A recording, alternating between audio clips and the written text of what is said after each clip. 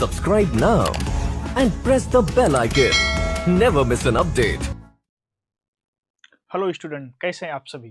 स्वागत है आप लोगों का UP constable speed test discussion ST number 26 की, है ना। हम लोग जो डिस्कस करेंगे आज यूपी कांस्टेबल का जो स्पीड टेस्ट है, स्पीड टेस्ट नंबर 26। और किसका डिस्कस करेंगे? हिंदी का डिस्कस करेंगे, है ना।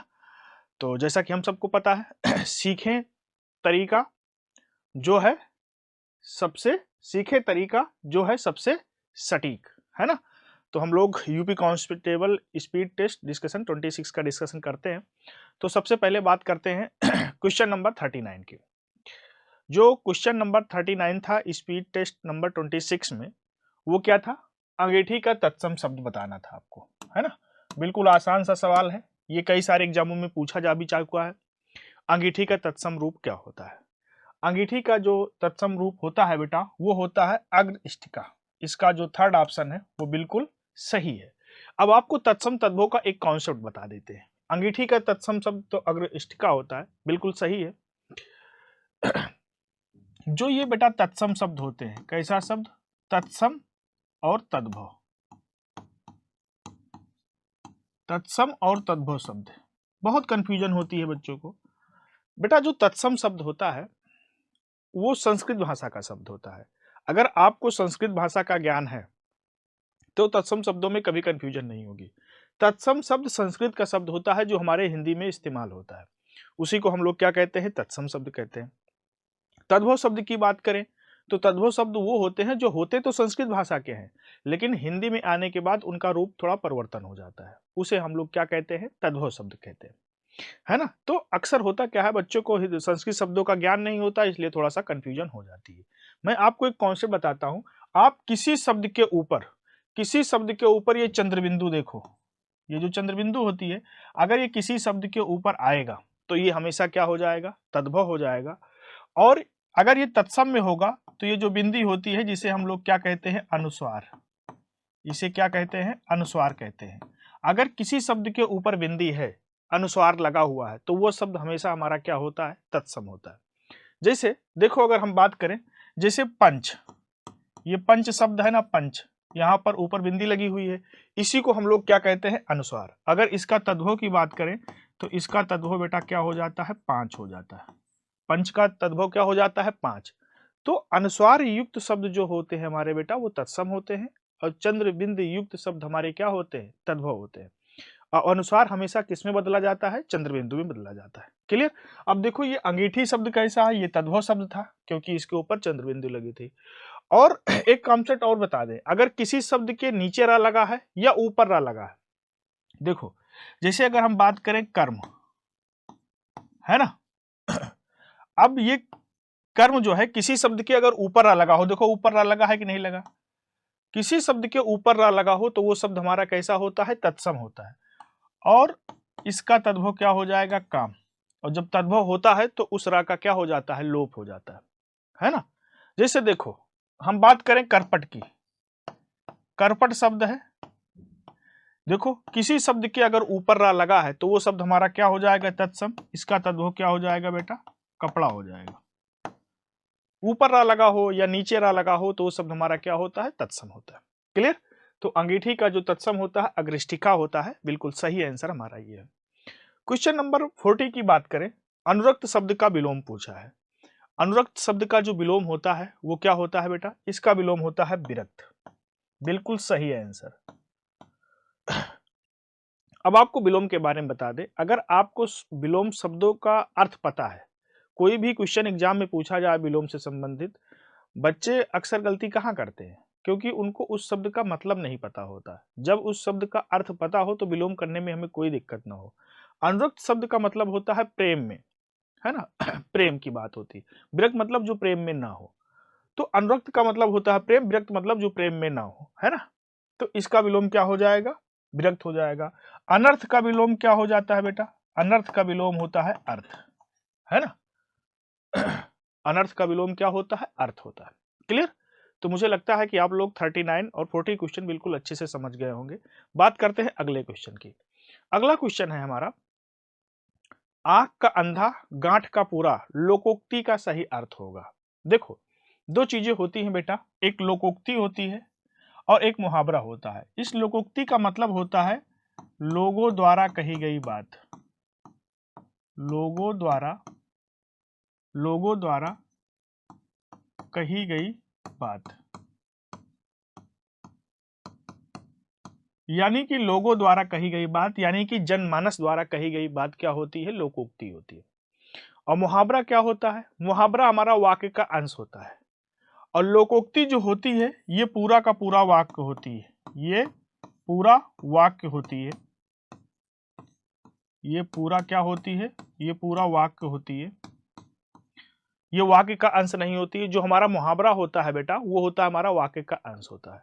तो सवाल पूछा गया आंख का अंधा गांठ का पूरा लोकोक्ति का सही अर्थ है अंधा परंतु विवेकशील होना, पहला ऑप्शन। दूसरा मूर्ख धनी, तीसरा अंधे के पास धन होना, फोर्थ ऑप्शन आंखों का रोना। तो इसका जो सही आंसर होगा वो होगा क्या बेटा? मूर्ख धनी। आंख का अंधा गांठ का पूरा, इसका जो सही आंसर होगा वो मूर्ख धनी होगा। क्लियर? नेक्स्ट है 42, कागजी घोड़ा दौड़ाना मुहावरे का अर्थ क्या होगा? अब जो बेटा ये जो मुहावरा होता है ना, ये मुहावरा हमारा वाक्यांश होता है। क्या होता है? वाक्यांश। वाक्यांश का मतलब होता है ये वाक्य का अंश होता है। क्या होता है? वाक्य का अंश। ये मुहावरा हमारा वाक्य का अंश होता है, पूरा का पूरा सेंटेंस नहीं होता। तो कागजी घोड़े दौड़ाना मुहावरे का अर्थ होगा। ये बेटा कई बार एग्जाम में सवाल पूछा गया है, ये मोस्ट इंपॉर्टेंट है। इसका मुहावरे का अर्थ होता है कागजी घोड़ा दौड़ाने का मतलब होता है व्यर्थ की लिखा पढ़ी करना। तो जो सी ऑप्शन है वो बिल्कुल करेक्ट आंसर होगा इसका। कहते नहीं कागजी घोड़े दौड़ा रहे हैं, यानी कि व्यर्थ की लिखा पढ़ी करना। क्लियर? चलो आगे बात करते हैं अगले क्वेश्चन की। अगला क्वेश्चन है हमारा, गोद में लड़का शहर में ढिढोरा, मुहावरे का सही अर्थ बताइए। देखो स्पीड टेस्ट 26 में 2-3 क्वेश्चन अच्छे लेवल के पूछे गए हैं, मुहावरा हम लोग को दिएगा। गोद में लड़का शहर में ढिढोरा, मुहावरे का जो सही अर्थ होगा वो क्या होगा? पहला ऑप्शन है छोटे शिशु को तलाशना। नहीं, बिल्कुल नहीं होगा ये। छोटे शिशु को तलाशना ये बिल्कुल इसका मतलब नहीं होता है। अत्यधिक शरारती बालक, नहीं ये भी नहीं होता है, बिल्कुल गलत है। पास में वस्तु रहते हुए चारों ओर खोजना, है ना। छोटे बालक की प्रशंसा करना, ये भी नहीं होगा। जो करेक्ट आंसर होगा वो सी होगा, पास में वस्तु रहते हुए चारों ओर खोजना। कहते नहीं गोद में लड़का शहर में ढिढोरा, है ना। गोद में लड़का है, शहर भर में ढिढोरा पीटा जा रहा है लड़के के लिए। तो इसका जो सही आंसर होगा वो सी होगा। बात करते हैं क्वेश्चन नंबर 44 पर। जो सो के प्रयोग से संबंधित सर्वनाम को पहचाने, मोस्ट इंपॉर्टेंट है। अब ये सर्वनाम से सवाल है। पहला ऑप्शन है प्रश्नवाचक, दूसरा है पुरुषवाचक, तीसरा है निजवाचक और फोर्थ क्या है? संबंधवाचक। अब देखो बात इसकी है, अगर हम बेटा सर्वनाम की बात करें, थोड़ा सा सर्वनाम के बारे में सीख लेते हैं। सर्वनाम के अगर हम बात करें तो सर्वनाम के जो बेटा भेद होते हैं वो कितने होते हैं? सर्वनाम के जो भेद होते हैं वो 6 होते हैं। अगर हम कुल भेद की बात करें, सर्वनाम के कुल भेद कितने होते हैं? तो बेटा कुल भेद हो जाते हैं 11। सर्वनाम के भेद 6 और कुल भेद क्या हो जाएंगे? 11 हो जाते हैं, है ना। अब बात करते हैं जो सो के प्रयोग से। सर्वनाम क्या होता है हम सबको पता है, सर्वनाम शब्द का शाब्दिक अर्थ होता है सबका नाम। यानी सर्वनाम शब्द उन शब्दों को कहा जाता है जो संज्ञा के स्थान पर प्रयुक्त होते हैं, उन्हीं को हम लोग क्या कहते हैं? सर्वनाम कहते हैं। ये बात बिल्कुल क्लियर है। अब जो सो के प्रयोग से संबंधित सर्वनाम को पहचाने तो इसका जो सही आंसर होगा वो संबंधवाचक सर्वनाम होगा। ये बेटा जो और सो शब्द आते हैं ये संबंध बनाने के लिए आते हैं। क्या? ये है संबंधवाचक सर्वनाम। ये संज्ञा और सर्वनाम का अन्य पदों से संबंध दिखाते हैं। जब कोई सेंटेंस होता है तो संज्ञा सर्वनाम को अन्य पदों से संबंध दिखाते हैं। कहोगे आप सर कैसे एक सेंटेंस में दिखाते हैं आपको? जैसे अक्सर होता है जो बोगे सो काटोगे, जो बोगे सो काटोगे। अब देखो यहां पर ये जो सो शब्द आया, ये सेंटेंस को कोरिलेट कर रहा है, जोड़ रहा है ना। और प्रश्नवाचक सर्वनाम की बात करें तो यहां पर प्रश्नवाचक चिन्ह आएगा। जैसे हम कहने तुम कहां गए थे, तुम क्या पढ़ रहे थे, प्रश्नवाचक शब्द आएगा, इंट्रोगेटिव सेंटेंस आएगा, प्रश्न पूछने का बोध होगा। और पुरुषवाचक सर्वनाम की बात करें तो बेटा इस सर्वनाम के 3 भेद होते हैं। पुरुषवाचक सर्वनाम के 3 भेद होते हैं। एक हमारा होता है कौन सा? उत्तम पुरुष, दूसरा बेटा हमारा होता है कौन सा, मध्यम पुरुष, और तीसरा हमारा होता है बेटा कौन सा, अन्य पुरुष। तीसरा होता है अन्य पुरुष, है ना, उत्तम पुरुष, मध्यम पुरुष, अन्य पुरुष। और निजवाचक जो सर्वनाम होता है, ये निजवाचक की अगर हम बात करें तो निजवाचक सर्वनाम जो होता है ये अपने लिए इस्तेमाल होता है, अपने लिए, या कह सकते हैं स्वयं या खुद के लिए इस्तेमाल होता है, खुद के लिए। यहां पर इसका मतलब होता है आप। निजवाचक सर्वनाम का मतलब होता है आप, ये स्वयं के लिए, खुद के लिए इस्तेमाल होता है निजवाचक सर्वनाम। जैसे हम कह दें कि यह कार्य मैं अपने आप कर लूंगा, तो यहां पर जो आप शब्द है ये निजवाचक सर्वनाम है। निजवाचक सर्वनाम का मतलब होता है आप, स्वतः, स्वयं, खुद। और उत्तम पुरुष की बात करें तो ये जो हमारा आप शब्द है ये मध्यम पुरुष में भी आता है, लेकिन जो मध्यम पुरुष में आप आता है ये किसी दूसरे शब्द की ओर संकेत करता है, यानी किसी सेकंड पर्सन की बात होती है। अगर हम इनको डिटेल में एक बार बात कर लें तो उत्तम पुरुष क्या होता है, बात कहने वाले को उत्तम पुरुष कहते हैं। बात सुनने वाला जो श्रोता होता है वो मध्यम पुरुष होता है। अगर तीसरे के संबंध में बात कहते हैं तो वो अन्य पुरुष होता है। जैसे देखो हम बात करें उत्तम पुरुष का एग्जाम्पल दें तो जैसे मैं, हम, है ना, ये सब क्या हो गया, उत्तम पुरुष। मध्यम पुरुष की बात करें तो तुम, तुमको, है ना, आपको, आप। अब देखो यहां पर भी आप शब्द आता है और अन्य पुरुष में हो जाएगा ये, वे, किसी तीसरे के संबंध में बात कही जाए। लेकिन जो निजवाचक में आप आता है ये स्वयं खुद के लिए आता है। क्लियर? तो जो सो के प्रयोग से संबंधित सर्वनाम की पहचान करें, ये हमारा क्या हो जाएगा, संबंधवाचक सर्वनाम हो जाएगा। बिल्कुल सही है आंसर। क्लियर? चलो आगे बात करते हैं अगले क्वेश्चन की। अगला क्वेश्चन है तत्सम शब्द का चयन कीजिए। 4 ऑप्शन है, शेर, बबर शेर, व्याघ्र और बाघ। अभी हम लोग बात किए थे कि तत्सम शब्द ऐसे शब्दों को कहते हैं जो संस्कृत भाषा के शब्द हैं, और अगर हमारी हिंदी में इस्तेमाल होते हैं तो उन्हें हम लोग क्या कहते हैं, तत्सम शब्द कहते हैं। ये जो बेटा हमारा व्याघ्र शब्द है ये संस्कृत का शब्द है, ये हमारा क्या होता है, तत्सम। और इसके अगर तद्भव की बात करें तो इसका तद्भव होता है बाघ। इसका तद्भव क्या हो जाएगा, बाघ हो जाएगा। बिल्कुल 4th ऑप्शन दिया हुआ है। और व्याघ्र शब्द हमारा क्या है, तत्सम शब्द है। क्लियर? बात करते हैं क्वेश्चन नंबर 46 की। 46 क्वेश्चन है, तन पर नहीं लगता, पान खाए अलबत्ता का सही अर्थ होगा। ये भी बहुत अच्छा है, एग्जाम में कई बार पूछा जाता है। पहला ऑप्शन है बुरी आदत का शिकार होना, दूसरा है झूठा दिखावा करना, तीसरा बहुत गरीब होना, 4th ऑप्शन है रोप डालना। तो तन पर नहीं लगता, पान खाए अलबत्ता का सही जो अर्थ होगा वो होगा झूठा दिखावा करना। बी आंसर इज बिल्कुल करेक्ट है। तन का मतलब होता है शरीर, तन पर नहीं लगता, लत्ता का मतलब क्या होगा, कपड़ा। तन पर नहीं लगता, पान खाए अलबत्ता। पान की एक वैरायटी होती है अलबत्ता, एक अच्छी क्वालिटी की वैरायटी होती है ना। तो तन पर नहीं लगता, पान खाए अलबत्ता यानी कि झूठा दिखावा करना, इस मुहावरे का अर्थ हो जाएगा। क्लियर? चलो आगे बात करते हैं क्वेश्चन नंबर 47। निंदा का विलोम है, एग्जाम में कई बार पूछा गया है इसका विलोम। अगर हम निंदा के विलोम की बात करें तो बेटा जो निंदा का विलोम होता है वो होता है क्या, स्तुति। करेक्ट आंसर हो जाएगा स्तुति। निंदा मतलब हम सबको होता है बुराई करना, स्तुति मतलब प्रशंसा करना। क्लियर? क्वेश्चन नंबर 48 की बात करें तो मां शब्द का तत्सम होता है। मां शब्द का तत्सम आपको बताना है ना। चलो बिल्कुल सही क्वेश्चन है, मां शब्द का तत्सम आपको अगर बताना है तो बात करते हैं।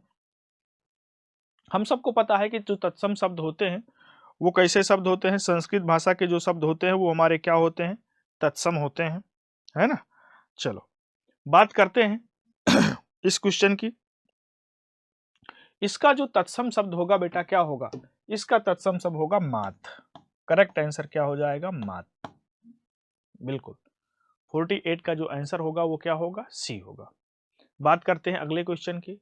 अगला क्वेश्चन है, मैं उत्तम पुरुष एक वचन सर्वनाम का उत्तम पुरुष बहुवचन सर्वनाम रूप क्या होगा, है ना। बिल्कुल बहुत बेहतरीन सवाल है। इसको वही लोग कर सकते हैं जिनको सर्वनाम के बारे में अच्छे से ज्ञान है ना। चलो अब मैं उत्तम पुरुष एक वचन सर्वनाम का उत्तम पुरुष बहुवचन क्या होगा बेटा, तुम होगा। बिल्कुल करेक्ट आंसर क्या हो जाएगा? तुम।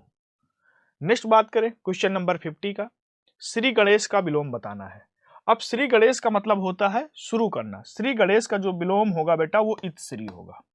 इसका जो सही आंसर क्या हो जाएगा? इत्श्री। अब समापन का विलोम क्या होगा? समापन का विलोम हो जाएगा बेटा उद्घाटन। क्या हो जाएगा? उद्घाटन। अंत का विलोम क्या हो जाएगा? अंत का विलोम हो जाएगा शुरू। और अथ का विलोम क्या हो जाएगा? इत हो जाएगा, है ना। श्री गणेश का जो विलोम होगा वो इत्श्री होगा। श्री गणेश मतलब प्रारंभ करना, इत्श्री मतलब समाप्त करना। समापन का विलोम उद्घाटन होगा, अंत का विलोम शुरू होगा और अथ का विलोम क्या हो जाएगा? इति हो जाएगा। क्लियर? चलो अगला सवाल है क्वेश्चन नंबर 51। निम्नलिखित शब्दों में तद्भव शब्द आपको बताना है ना। बिहग, खग, पक्षी और पंछी। यहां पर बेटा तीनों शब्द ये तत्सम है। ये हमारा जो पंछी शब्द है ये हमारा तद्भव शब्द है। करेक्ट आंसर क्या हो जाएगा? डी। तद्भव शब्द के बारे में हमने आपको बताया कि तद्भव शब्द संस्कृत भाषा से निकले हैं, लेकिन हमारे हिंदी में जब प्रयोग होता है तो रूप परिवर्तन करके इनका हम इस्तेमाल करते हैं, तो उन्हें हम क्या कहते हैं? तद्भव शब्द कहते हैं। और जो बेटा तत्सम शब्द होते हैं वो संस्कृत भाषा के ही शब्द होते हैं, वो बिना किसी परिवर्तन के हमारे हिंदी में इस्तेमाल होते हैं, तो उन्हें हम क्या कहते हैं? तत्सम कहते हैं। क्लियर? नेक्स्ट बात करें, अर्जन शब्द का विलोम बताना है। अर्जन का जो विलोम हो, अर्जन मतलब अर्जित करना, व्ययन का मतलब खर्च करना, तो इसका सही आंसर क्या हो जाएगा? व्ययन। अर्जन का विलोम व्ययन हो जाएगा। अमृत का विलोम क्या होता है? हम सबको पता है अमृत का विलोम क्या होता है? विष होता है। अनर्थ का विलोम क्या हो जाता है? अनर्थ का विलोम हो जाता है अर्थ हो जाता है ना।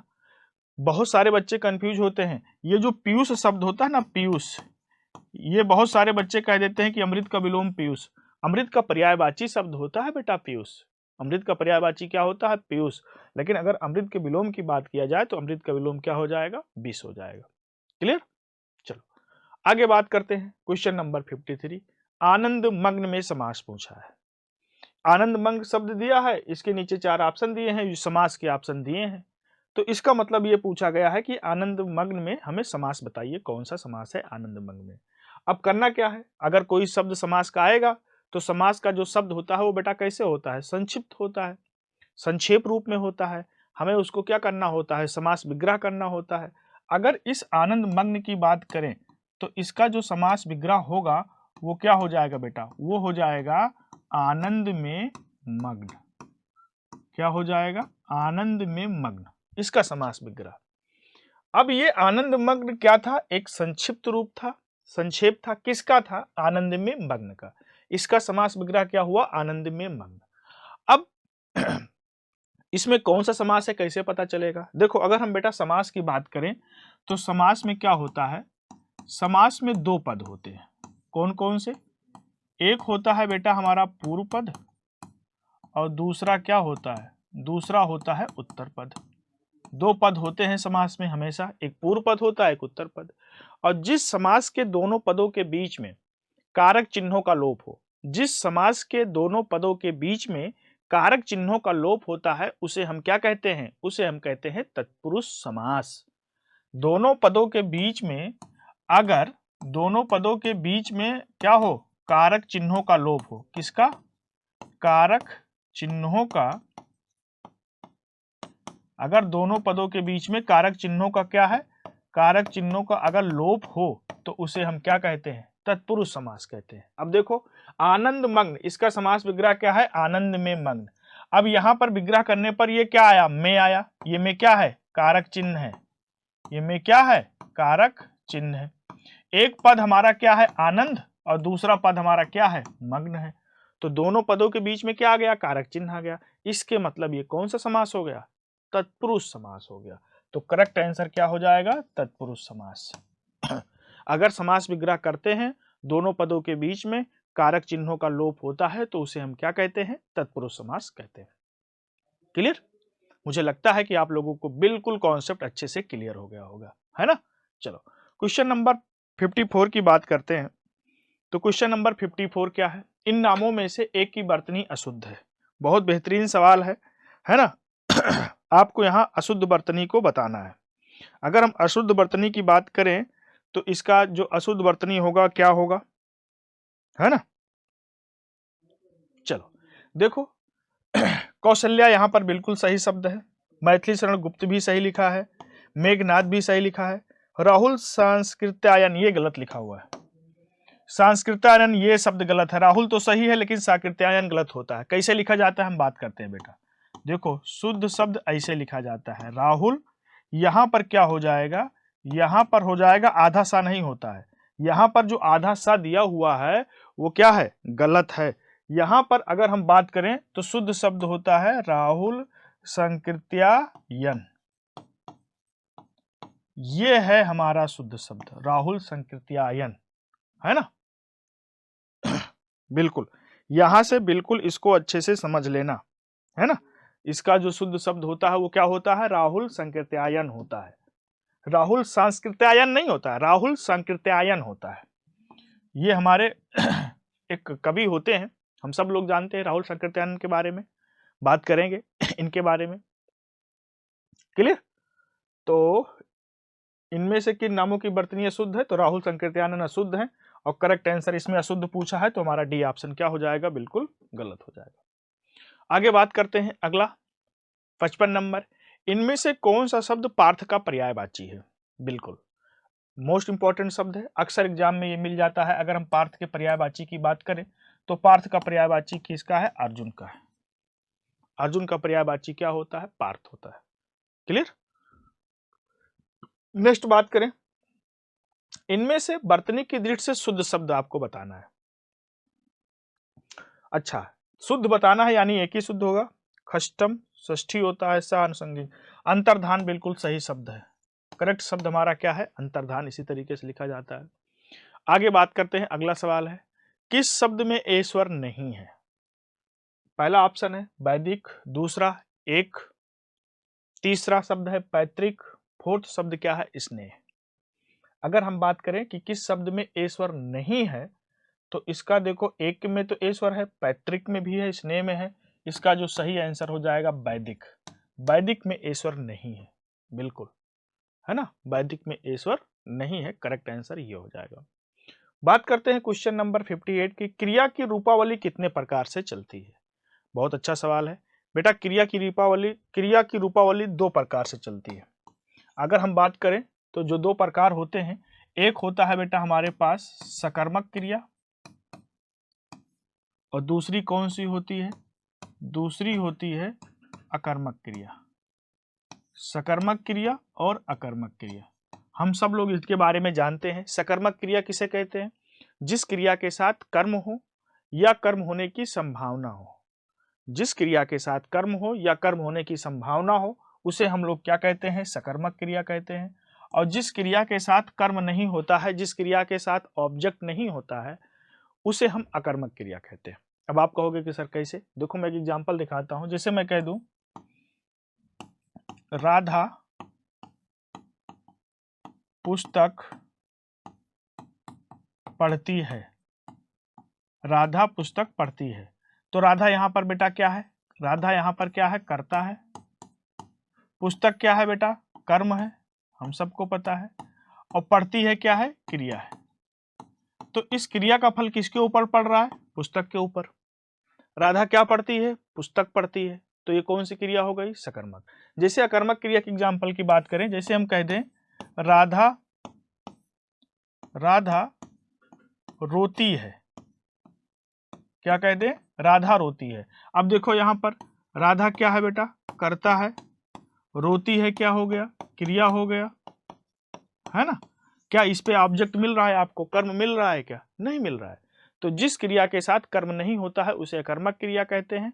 और सकर्मक क्रिया के साथ साथ, सकर्मक क्रिया में कभी कभी कर्म आपको नहीं मिलता है, लेकिन वहां पर जब कर्म नहीं होता है तो कर्म की संभावना बनती है, पॉसिबिलिटी बनती है। जब कभी किसी क्रिया में कर्म की संभावना बनती है तो वो भी हमारी क्रिया कैसी होती है, सकर्मक क्रिया होती है।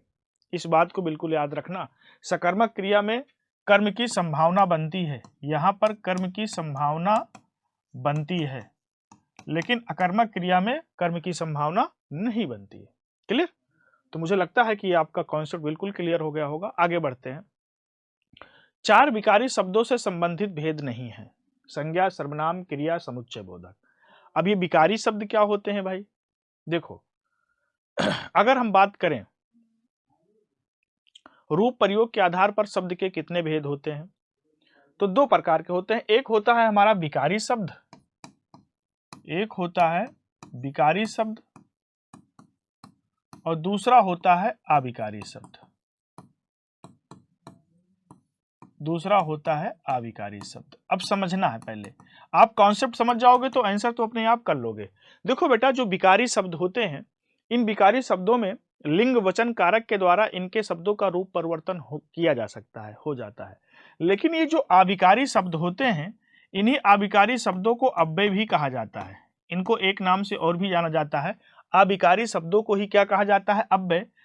इनमें अगर हम बात करें तो हमारे हिंदी में शब्दों का जो रूप परिवर्तन होता है, लिंग के द्वारा होता है, वचन के द्वारा होता है और किसके द्वारा होता है? कारक के द्वारा। तो लिंग वचन कारक के द्वारा अविकारी शब्दों में कोई परिवर्तन नहीं होता है। अविकारी और जो बेटा अव्यय शब्द होते हैं, अविकारी शब्दों को ही अव्यय कहा जाता है, कोई अलग अलग चीज नहीं है, पहली चीज तो।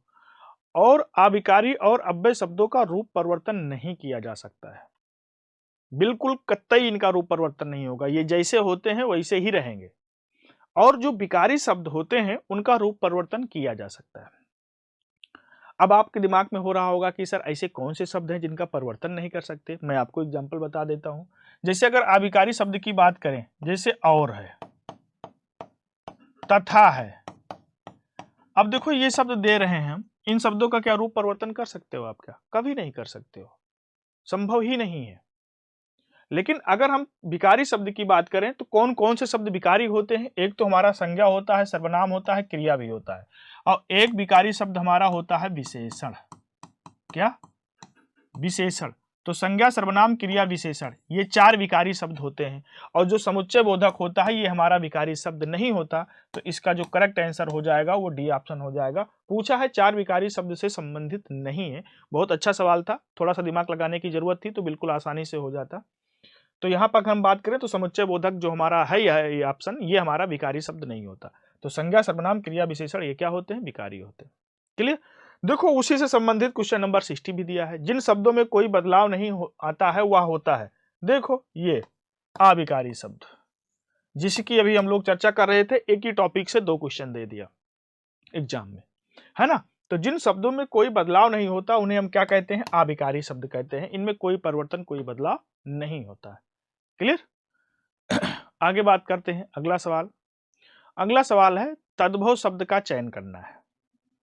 मानव पहला ऑप्शन, दूसरा मनई, तीसरा मनुष्य और फोर्थ ऑप्शन क्या है? मानव। तो अगर हम बेटा तद्भव शब्द की बात करें तो यहां पर तद्भव शब्द क्या हो गया? मनई हो गया। करेक्ट आंसर क्या हो जाएगा? मनई। क्लियर? क्वेश्चन नंबर 62, त्रिनेत्र में समास बताइए। पहला ऑप्शन है तत्पुरुष समास, दूसरा बहुब्रीहि, तीसरा द्विगु और फोर्थ आंसर है कर्मधारय। अब त्रिनेत्र शब्द है, हम सबसे पहले, अब ये त्रिनेत्र क्या है? संक्षिप्त रूप है, संक्षेप रूप है। अगर हम इस त्रिनेत्र की बात करें तो त्रिनेत्र का जो समास विग्रह होगा वो क्या होगा? अगर हम त्रिनेत्र की बात करें तो त्रिनेत्र का जो समास विग्रह होगा क्या होगा? तीन नेत्र हैं जिसके, तीन नेत्र है जिसके, तीन नेत्र है जिसके, अर्थात भगवान शिव। क्या हो जाएगा? अर्थात भगवान शिव, अर्थात भगवान शिव। यानी शिव का मतलब कौन हो गया? महादेव। महादेव भोले बाबा की बात हो रही है ये। तो आप लोग समझ गए होंगे कि तीन नेत्र हैं जिसके, अर्थात भगवान शिव। त्रिनेत्र किसे कहा जाता है? भगवान शिव को कहा जाता है, महादेव को कहा जाता है। तो ऐसा शब्द जो अपना अर्थ न देकर किसी तीसरे शब्द की ओर संकेत करता है उसे हम क्या कहते हैं? उसे हम कहते हैं बहुब्रीहि समास। तो इसका जो सही आंसर हो जाएगा बहुब्रीहि समास हो जाएगा। अच्छा, इस त्रिनेत्र में कुछ बच्चे द्विगु समास भी किए होंगे, नो डाउट, कुछ बच्चे द्विगु समास किए होंगे। लेकिन द्विगु समास बेटा वहां पर होता है जहां पर समूह और समाहार का बोध हो रहा हो। अब आप यहां कहोगे कि सर तीन नेत्र में तीन नेत्रों का समूह है ना, तो तीन नेत्रों का समूह नहीं है। पहले समझो, बहुब्रीहि समास वहां होता है जो शब्द किसी एक पर्सन के लिए इंडिविजुअल इस्तेमाल होता है। त्रिनेत्र भगवान शिव के लिए इस्तेमाल होता है। अगर भगवान शिव के लिए इस्तेमाल ना होता तो यहाँ पर द्विगु समास होता। द्विगु समास का मतलब होता है समूह और समाहार। लेकिन जब त्रिनेत्र शब्द भगवान शिव के लिए इस्तेमाल होता है, जैसे अब दशानन की बात करें तो दशानन में बहुत सारी बुकों में बताया गया है कि यहाँ पर बहुब्रीहि समास भी है, द्विगु समास है। भाई इस ब्रह्मांड में दशानन एक ही है, वो रावण के लिए इस्तेमाल होता है, इसलिए दशानन में बहुब्रीहि समास। त्रिनेत्र 10 है आनन, वहां पर भी तो समूह की बात हो रही है, लेकिन नहीं, क्योंकि वो इंडिविजुअल एक पर्सन के लिए इस्तेमाल हो रहा है। दशानन सिर्फ रावण के लिए इस्तेमाल होता है। उसी तरीके से त्रिनेत्र भी भगवान शिव के लिए इस्तेमाल होता है, इसलिए यहाँ पर हम बहुब्रीहि समास इसका आंसर करेंगे। क्लियर? मुझे लगता है कि आप लोगों को बिल्कुल कॉन्सेप्ट क्लियर हो गया होगा। और बहुब्रीहि समास की बात करें तो इसके समास के दोनों पद क्या होते हैं? अप्रधान होते हैं, गौण होते हैं। अप्रधान का मतलब गौण, यानी कि कोई पद इसका मुख्य नहीं होता है बहुब्रीहि समास का। क्लियर? चलो आगे बात करते हैं। अगला सवाल है नरोत्तम में समास बताइए। देखो समास से कुछ अच्छे सवाल दिए हैं। द्वंद्व समास है, तत्पुरुष समास है, अव्ययी भाव समास है और कर्मधारय समास है। अगर हम नरोत्तम की बात करें तो ये हमारे समास का कैसा रूप है? संक्षिप्त है। अगर इसका समास विग्रह करेंगे तो क्या होगा? नरों में उत्तम। क्या हो जाएगा? नरों में उत्तम, है ना। तो हमने आपको बताया था अभी पहले ही कि अगर नरों में उत्तम, तो यहां पर ये क्या आ गया? ये कारक चिन्ह है में क्या है? कारक चिन्ह है, या इसे हम प्रसर्ग भी बोलते हैं या कारक चिन्ह बोलते हैं। ये हमारा कौन सा पद है? ये हमारा है पूर्व पद। और उत्तम बेटा कैसा पद है? उत्तर है हमारा। उत्तम क्या है? पूर्व पद। सॉरी, ये हमारा क्या हो गया? ये हमारा उत्तम हो गया, उत्तर पद हो गया। कैसा पद हो गया? ये उत्तर पद हो गया, है ना। तो पूर्व पद और उत्तर पदों के बीच में अगर कारक चिन्हों का क्या होता है? लोप होता है। पूर्व पद और उत्तर पदों के बीच में अगर कारक चिन्हों का लोप होगा, किसका लोप होगा? कारक चिन्ह का अगर लोप होगा तो वहां पर कौन सा समास होगा? वहां पर हमारा हो जाएगा तत्पुरुष समास। तो तुरंत इसका आंसर क्या हो जाएगा? तत्पुरुष समास हो जाएगा करेक्ट आंसर। क्लियर? चलो द्वंद्व समास की बात कर लेते हैं। चारों ऑप्शन की अगर हम बात कर लें तो द्वंद्व समास ऐसा समास होता है, इसके दोनों पद क्या होते हैं? द्वंद्व समास के दोनों पद प्रधान होते हैं। दोनों पद प्रधान होते हैं द्वंद्व समास के। अब आप कहोगे कि सर कैसे? जैसे हम बात कर लें लोटा डोरी, अक्सर एग्जाम में पूछा जाता है लोटा डोरी, तो यहां पर क्या हो गया? द्वंद्व समास हो गया। अब अव्ययी भाव समास की अगर हम बात करें बेटा, यहां पर बात कर लेते हैं। अगर अव्ययी भाव समास की हम बात करें तो अव्ययी भाव समास का जो पूर्व पद होता है, इसका पूर्व पद क्या होता है? प्रधान होता है अव्ययी भाव समास का। और पूर्व पद प्रधान के साथ साथ इसमें उपसर्ग आते हैं। और कैसे आते हैं? अव्यय वाले उपसर्ग आते हैं अव्ययी भाव समास में। अव्यय वाले क्या आते हैं बेटा? उपसर्ग आते हैं। क्लियर? अब कैसे अव्यय वाले उपसर्ग आते हैं देखो बात को। अगर अव्यय वाले उपसर्ग की बात करें तो जैसे आ जाए आजन्म, है ना, अनुराग, आजन्म आ जाए, अनुराग आ जाए। और इसकी सबसे बड़ी पहचान होती है इस अव्ययी भाव समास में, इसमें शब्दों की पुनरावृत्ति भी होती है। क्या होती है? शब्दों की पुनरावृत्ति भी होती है अव्ययी भाव समास में। क्या हो जाएगी? शब्दों की पुनरावृत्ति। जैसे आ जाए दिनों दिन, क्या आ जाए? दिनों दिन, रातों रात। देखो शब्दों की पुनरावृत्ति हो रही कि नहीं? दिनों दिन, दिन के बाद दिन, रात के बाद रात। जैसे आ जाए तीन तीन, क्या आ जाए? तीन तीन। यहां पर बच्चा खूब कंफ्यूज होता है। तीन तीन आएगा तो कह देगा कि तो द्वंद्व समास है, द्वंद्व नहीं होगा तो दिक तो पक्का कह देगा। लेकिन बेटा याद रखना, जहां पर भी शब्दों की पुनरावृत्ति हो रही है, चाहे वहां पर योजक हो कुछ भी हो, कोई फर्क नहीं पड़ता। अगर शब्दों की पुनरावृत्ति हो रही है तो तुरंत वो हमारा क्या हो जाएगा? अव्ययी भाव समास हो जाएगा, याद रखना। और कर्मधारय की बात करें तो इस समास के दोनों पदों में विशेषण और विशेष का संबंध होता है। विशेषण और विशेष का या फिर उपमेय उपमान का संबंध होता है। क्लियर?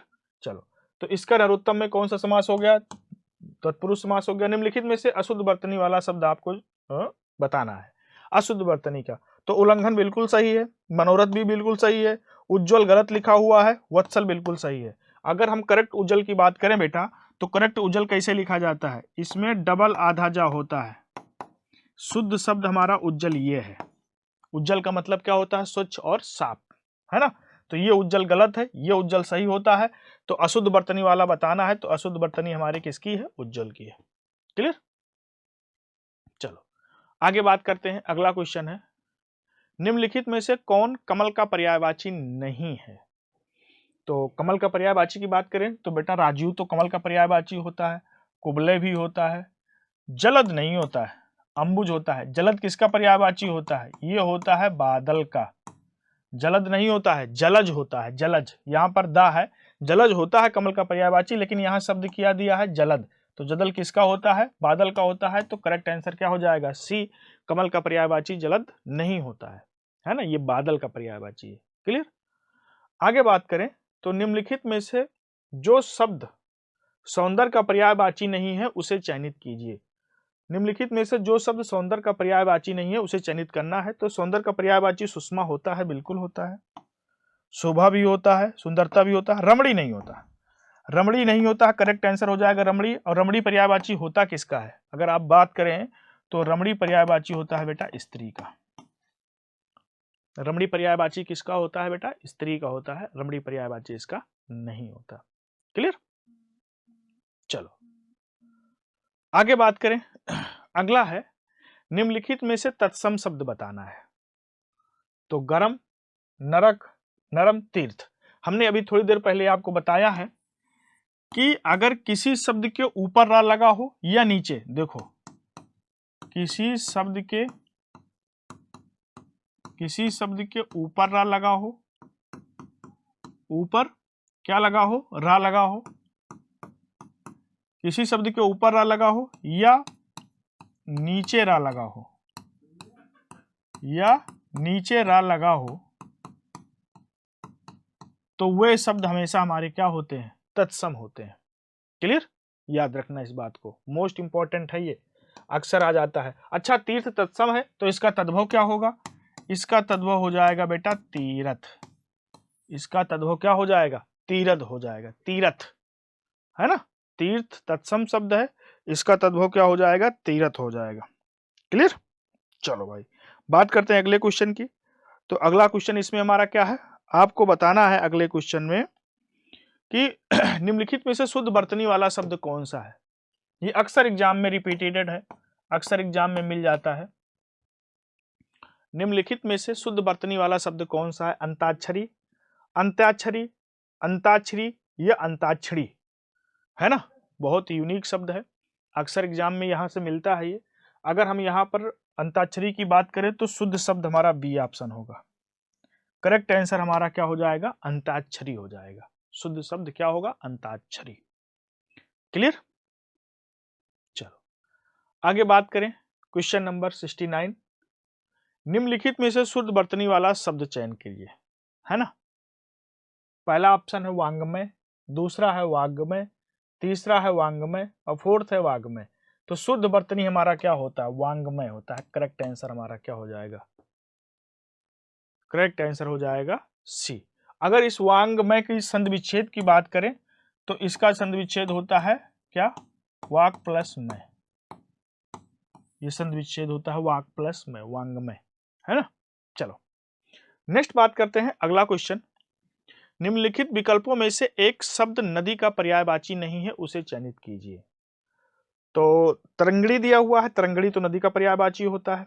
तटनी भी होता है, सरिता भी होता है, तरणी नहीं होता है। तरणी ये जो पर्यायवाची होता है ये नहीं होता है। Correct answer C. ये होता किसका है? ये बेटा नाव का पर्यायवाची होता है। नाव का, नाव का एक पर्यायवाची और भी होता है, इसका पर्यायवाची बेड़ा भी होता है। बेड़ा, बेड़ा भी इसका पर्यायवाची होता है। क्लियर? चलो आगे बात करें।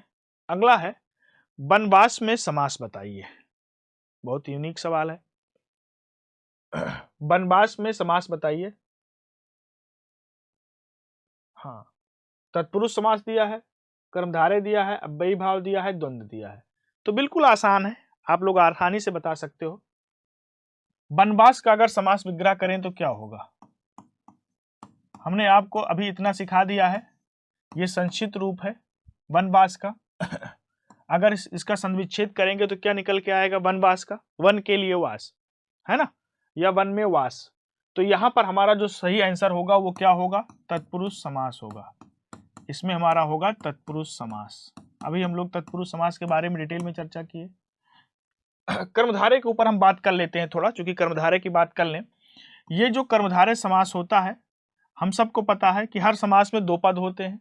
तो कर्मधारय समास के पूर्व पद और उत्तर पदों के बीच में, पूर्व पद और उत्तर पदों के बीच में क्या होता है, इन दोनों पदों के बीच में बेटा होता है विशेषण विशेष का संबंध। विशेषण या फिर किसका संबंध होगा, विशेष का संबंध होगा। विशेषण विशेष का संबंध होगा या फिर उपमेय और उपमान का संबंध होगा। देखो, कर्मधारय समास हमारे लिए इंपॉर्टेंट है, एग्जाम में सवाल मिल जाता है। तो कर्मधारय समास के दोनों पदों के बीच में या तो विशेषण विशेष का संबंध होगा या फिर उपमेय और उपमान का संबंध होगा। अब विशेषण विशेष से क्या होता है, उपमेय उपमान क्या होता है, जब तक आप इसको नहीं समझ पाएंगे तब तक आप कॉन्फिडेंट के साथ अपना आंसर नहीं कर पाएंगे एग्जाम में, ये बिल्कुल पक्का है। क्योंकि दोनों पदों के बीच में जब तक आपको विशेषण विशेष का ज्ञान नहीं होगा तब तक नहीं कर पाएंगे। थोड़ा सा बात कर लेते हैं, विशेषण किसे कहते हैं। संज्ञा या सर्वनाम शब्दों की विशेषता बताने वाले शब्दों को क्या कहा जाता है, विशेषण कहा जाता है। जिसकी विशेषता बताई जाती है उसे हम लोग क्या कहते हैं, विशेष कहते हैं। उपमेय क्या होता है, जिसकी तुलना की जाए या जिसकी उपमा की जाए उसे क्या कहते हैं, उपमेय। उपमान क्या होता है, जिससे तुलना की जाए या जिससे की जाए उसे हम क्या कहते हैं, उपमान कहते हैं। देखो एग्जाम्पल देते हैं, जैसे आ जाए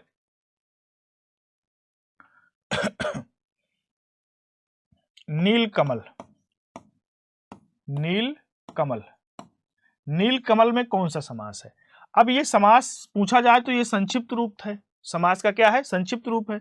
इसका समास विग्रह क्या होगा, नीला है जो कमल, यही तो होगा इसका समास विग्रह, नीला है जो कमल। अब हम सबको पता है कि नीला यहां पर क्या है बेटा, नीला यहां पर है क्या, विशेषण, और कमल यहां पर बेटा क्या है, कमल है यहां पर विशेष। संज्ञा ही क्या होती है, विशेष होती है। नीला है जो कमल। अब देखो विशेषण क्या होता है, संज्ञा या सर्वनाम शब्दों की विशेषता बताने वाले को क्या कहते हैं, विशेषण। इस कमल की विशेषता कौन बता रहा है, नीला। कमल कैसा है, नीला है, और जिसकी विशेषता बताई जाती है वही क्या होता है, विशेष होता है। तो कमल यहां पर विशेष हो गया और नीला यहां पर क्या हो गया, विशेषण। तो दोनों पदों के बीच में विशेषण विशेष का संबंध हो गया। तो ये हमारा कौन सा समास हो जाएगा, कर्मधारय समास हो जाएगा। और द्वंद्व समास के बारे में बात किए, द्वंद्व समास के दोनों पद प्रधान होते हैं। दोनों पद क्या होते हैं, इस द्वंद्व समास के दोनों पद क्या होंगे, दोनों पद इसके होंगे प्रधान, है ना, दोनों पद मुख्य होते हैं। अव्ययी भाव समास का पूर्व पद प्रधान होता है, कैसा, पूर्व पद प्रधान होता है। कर्मधारय का भी उत्तर पद प्रधान होता है और तत्पुरुष का भी उत्तर पद क्या होता है, इसका भी उत्तर पद प्रधान होता है। दोनों के उत्तर पद प्रधान होते हैं। क्लियर। चलो नेक्स्ट बात करते हैं, भरपेट में समास बताइए। बिल्कुल आसान सा सवाल है, भरपेट में समास बताएं। अगर इसका हम समास विग्रह करें तो क्या हो जाएगा, पेट भर के, यानी पेट भर के इसका समास विग्रह होगा। और हमने आपको बताया था कि अव्ययी भाव समास क्या होता है, इसका समास विग्रह क्या होगा, पेट भर के। तो अव्ययी भाव समास वो समास होता है जिसका पूर्व पद क्या होता है, प्रधान होता है। और इस अव्ययी भाव समास में उपसर्ग आते हैं। कैसे उपसर्ग आते हैं, अव्यय वाले। देखो जैसे आ जाए भरपेट, है ना, भरपूर, इसमें उपसर्ग आते हैं। अब एक्चुअल में जो ये शब्द बना है, ये बना है भर प्लस पेट से। किससे मिलकर बना है, भर प्लस पेट से। तो ये भर हमारा क्या है, भर हमारा है उपसर्ग। अगर किसी शब्द में उपसर्ग आ जाता है, अव्यय वाले उपसर्ग आते हैं, तो हमारा क्या होता है, अव्ययी भाव समास होता है। तो इस भरपेट का जो सही आंसर हो जाएगा वो क्या हो जाएगा, अव्ययी भाव समास। और द्विगु समास में क्या मतलब होता है कि इसमें समूह और समाहार का बोध होना चाहिए, समूह बनना चाहिए दोनों पदों के बीच में। दोनों पदों के बीच में द्विगु समास का कॉन्सेप्ट होता है कि दोनों पदों के बीच में समूह या समाहार का बोध होना चाहिए। देखो जैसे अगर हम बात करें, कुछ एग्जाम्पल की बात करते हैं द्विगु समास के, जैसे आ जाए नवरात्र, क्या आ जाए, नवरात्र। तो नवरात्र का समास विग्रह क्या होगा, नवरात्रों का समूह होगा कि नहीं होगा। जैसे एक शब्द बहुत आता है, क्या, पखवाड़ा, पखवाड़ा, पखवाड़ा क्या होता है, इसका समास विग्रह क्या होगा, 15 दिनों के समूह के लिए आता है पखवाड़ा, है ना। तो यहां पर कौन सा समास हो जाएगा, यहां पर हमारा हो जाएगा द्विगु समास। क्लियर। तो जहां पर समूह या समाहार की बात हो तो वहां पर हमारा क्या हो जाएगा, द्विगु समास हो जाएगा। क्लियर। चलो आगे बात करते हैं। अगला क्वेश्चन हमारा है, वर्तनी की दृष्टि से शुद्ध रूप बताना है आपको। वर्तनी यानी कि व्याकरण की दृष्टि से कौन सा रूप बताना है, शुद्ध रूप बताना है इसका। वंदना, वंदना, वंदना और वंदना, ये कई बार एग्जाम में पूछा गया है ये सब। तो इसका जो सही शब्द होगा वो क्या होगा, वंदना होगा। करेक्ट आंसर क्या हो जाएगा, वंदना। क्लियर। बिल्कुल आसान सा है, एग्जाम में कई बार पूछा भी गया है। क्वेश्चन नंबर 74 की बात करें तो शीघ्र जाओ और डाट डाट बुलाकर लाओ, सर्वनाम के शुद्ध रूप से रिक्त स्थान भरिए। अब आपको यहाँ पर सर्वनाम भरना है, उचित सर्वनाम बनना है, जिससे एक प्रॉपर एक सेंटेंस एक वाक्य बन सके, है ना।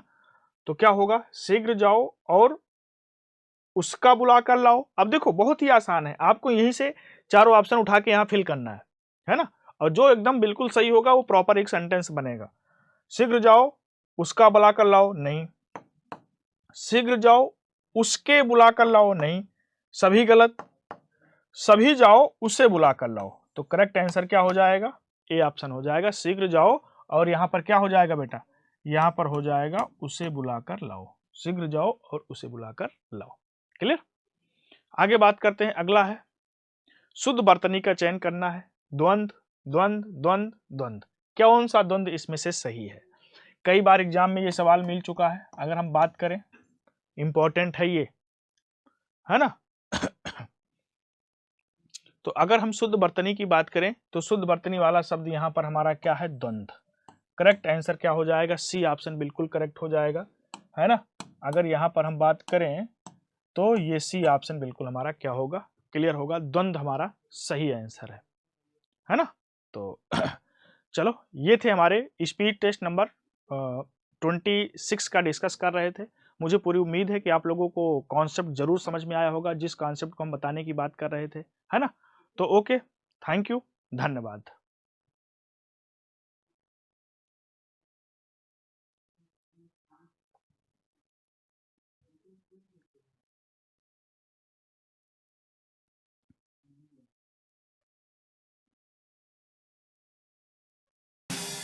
Subscribe now and press the bell icon. Never miss an update.